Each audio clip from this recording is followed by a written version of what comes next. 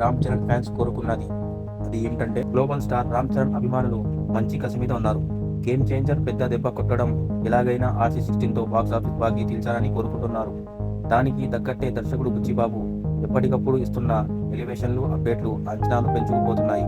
నిజానికి ఇవాళ teaser plan చేశారు, కానీ ఫైనల్ మిక్సింగ్, రీ రికార్డింగ్ లో జరిగిన ఆలస్యం వల్ల ఉగాది రోజున దాన్ని విడుదల చేసే అవకాశం ఉంది. ప్రస్తుతం AR Rahman background score final చేసి పనిలో ఉన్నారు. కానీ ఫ్యాన్స్ కి టైటిల్ రివీల్ పోస్టర్ రూపంలో మంచి కానుక అందించింది RC16 బృందం. ముందు నుంచి ప్రచారం జరిగినట్టే పెద్ది టైటిల్ అధికారికంగా లాగైపోయింది. నిఖార్సైన మాస్ లుక్ తో చేతిలో చుట్టా కాలుస్తూ రుద్రం నిండిన కళ్ళతో రామ్ చరణ్ గెటప్ చూస్తుంటే రంగస్థలం నుంచి ఇది ఉంటుందనేదే ఇన్సైడ్ టాక్ నిజమే అనిపిస్తుంది. రెండో స్టైల్లో జీన్స్ ప్యాంట్ లో రఫ్ లుక్ తో క్రికెట్ బ్యాట్ పట్టుకోవడం నెక్స్ట్ లెవెల్ చెప్పాలి. నిజానికి ఫ్యాన్స్ కోరుకుంటున్నది ఇలాంటిదే. కానీ గేమ్ చేంజర్ లో IAS ఆఫీసర్ గా మరీ ఓవర్ స్టఫ్ అయిపోవడంతో వాళ్లకు కనెక్ట్ కాలేదు. అందులో బ్యాడ్ కంటెంట్ మరింత దెబ్బ కొట్టింది. కానీ పెద్ద విషయంలో అలాంటి అనుమానాలు అక్కర్లేదు. బుచ్చి గురువు సుకుమార్ ని దాటేశాడు. విడుదల తేదీని ప్రస్తుతానికి రివీల్ చేయలేదు. టీజర్ లో ఉంటుందనేదే సమాచారం.